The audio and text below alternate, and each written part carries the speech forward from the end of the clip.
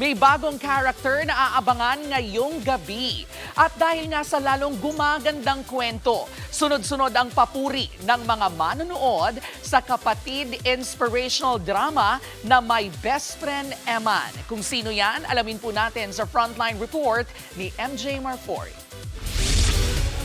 Umaapang yung sari-saring emosyon ng bawat gabi sa kapatid seryeng My Best Friend Eman. Hitik sa inspirasyon at drama, action-packed pa. Kaya naman ang fans, windang sa dami ng plot twist.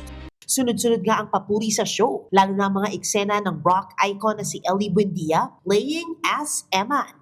Aliw naman ang mga manonood sa kulitan ng trio, na Sister Rebecca played by Ay de las Alas, Mika played by Donna Cariaga, at Sid played by TJ Valderrama.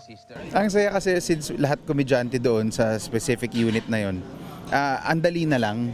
So mas nagiging natural din yung mga batuhan, yung kulitan nagiging parang normal na lang siya. On and off cam halos ganun din yung dating eh.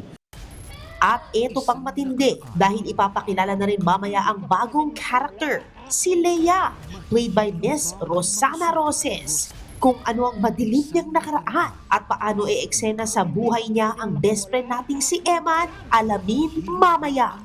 Nagbabalita mula sa Frontline, MJ Marfori, News 5. Mga kapatid, Jervy Wrightson po, eto na nga.